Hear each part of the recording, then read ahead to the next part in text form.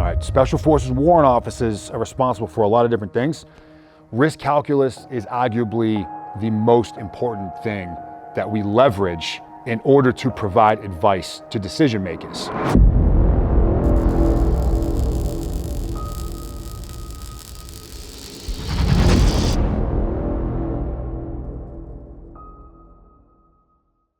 All right, we're back in the team room. In this episode, I'm gonna answer a question that I've been getting a whole bunch of times since we launched this series. And I did a behind the scenes episode here when we were originally setting up for the first time we did this. And I talked about how my time doing the cool guy stuff has come to an end. And I was referencing the fact that I'm no longer on the detachment anymore, on the ODA. And that moment in time, whenever that was gonna happen, was gonna be the catalyst for us here doing this today to take this initiative and really accelerate on it. And the result of that piece of content was pretty extraordinary. A lot of comments coming in saying, hey man, you'll always do cool guy stuff, which I appreciate. And then a lot of questions being, well, like, what are you doing now? So I want to address that. So again, my ODA time is now done. At this point, it's been about 12 or so weeks since I moved up to the current position I'm in now. And that transition is tough. It took me several months mentally to be okay with it, but I had a great run. It's not something you can do forever. I've been doing this now over 15 years, so more than grateful for the time I had at the tactical level conducting ops. And as surprising as it really is, what I'm doing now is actually quite fulfilling. And I would have sworn if you had asked me even just weeks before I left the team, if I would enjoy doing any job past that, my answer would have been no. I will dislike whatever my next jobs are, because the only thing I really want to do in service is be on a team, is be on an ODA. I was wrong. I was wrong, because my current position is something that I'm actually really enjoying. So what is that position? So I am currently the company operations warrant officer for the Advanced Skills Company within 5th Group. Now the Advanced Skills Company is designed like many companies. So it's just the next highest echelon of command within our hierarchy. So in a Special Forces group, you've got the detachment, you've got the company, the battalion, and then the group. So 4 echelons of leadership, 4 echelons of command within the unit. So I've left the team, detachment, and now I've just moved up to the company level, where I am part of the leadership structure at that company. So it's myself, a major, who is the company commander, and a sergeant major, who is the company sergeant major. The Advanced Skills Company, it is unique because rather than having detachments beneath us, we have committees.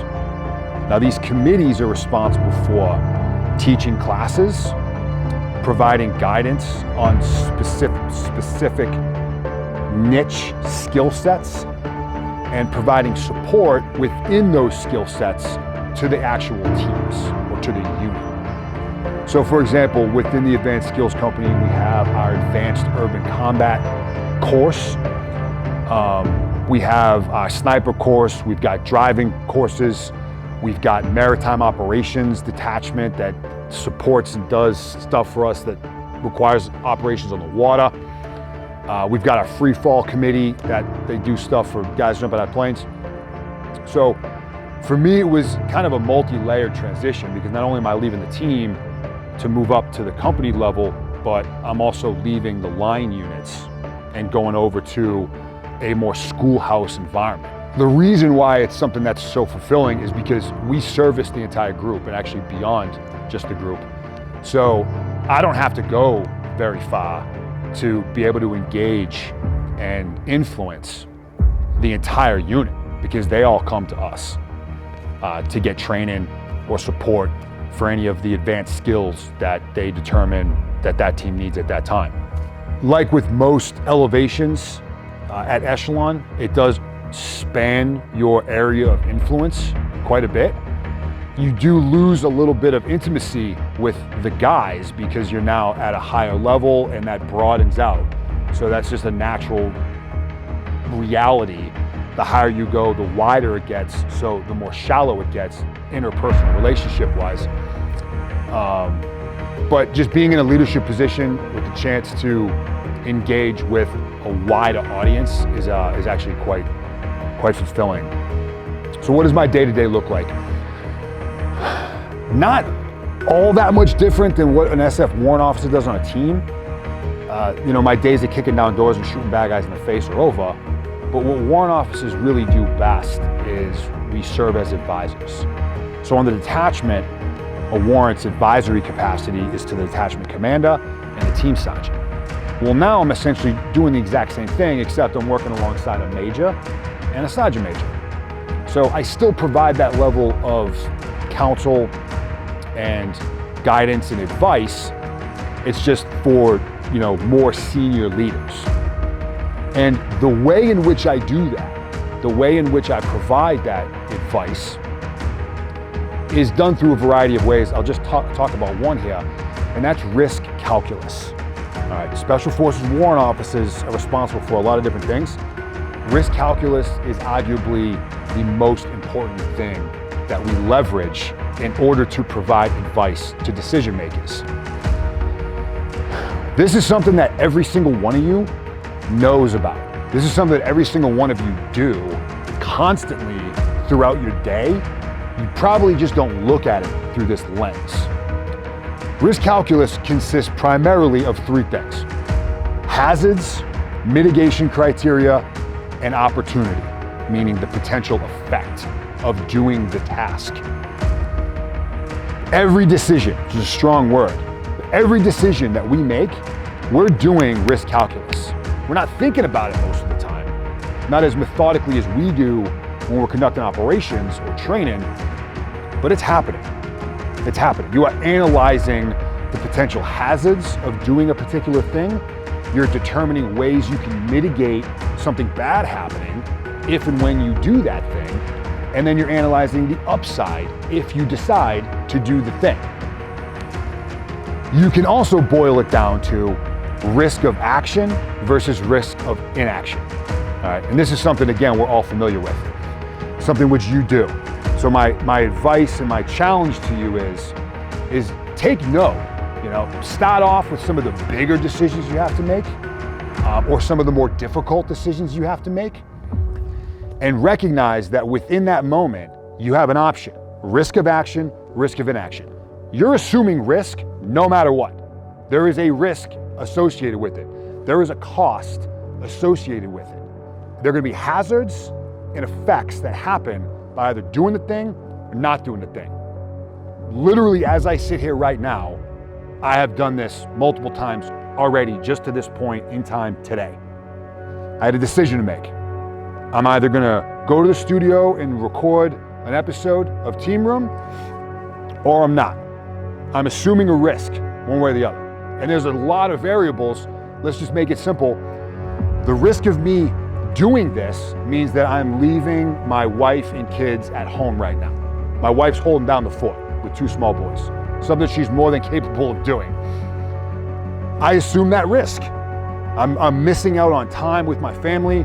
I'm missing out on experiences with my family. I'm missing out on chances to influence and teach and advise my 2 boys, the highlight of my life. I'm assuming that risk. All right? These are the hazards that I'm assuming by doing that particular task. How do I mitigate it? In between breaks, I jump on FaceTime. I shoot my wife a text. How you doing? Hey, tell the boys I love them. I keep her updated on my timeline. These are mitigation criteria. And then what's the effect? What's the opportunity? Is I get to provide you with this service. That's the risk of action. Just as an example, here in real time. There's also the risk of inaction. If I decided, you know what, I scheduled the studio, my team came in, I had Brian who flew in from Dallas. There's a risk of inaction. What if I don't do it? Well, money wasted, time wasted. I'm unable to provide the service that we've committed to. Am I willing to assume that risk? Risk of action, risk of inaction. I made the decision today to assume the risk. I identified the hazards, I'm mitigating them literally in real time. The opportunity is obvious. You are quite literally consuming the opportunity, which made this worth it to me. So I wanted to give you guys something tangible that you can take from this episode and apply to your lives. Again, the answer to the question is I'm now company operations warrant, and it's a position that I'm actually really enjoying. Thank you guys for reaching out. Thank you guys for engaging and having an interest in what is it I'm doing now. And I'll just close by saying the cool guy stuff, it's an expression we use on the teams. We're talking about the more stereotypical high-speed stuff that we all love and doing. We all love to do. So yes, that's over, but you know what? You guys are right, because I have a lot of really cool stuff still left to do. And in fact, I'm doing it right now. We'll talk to you guys later.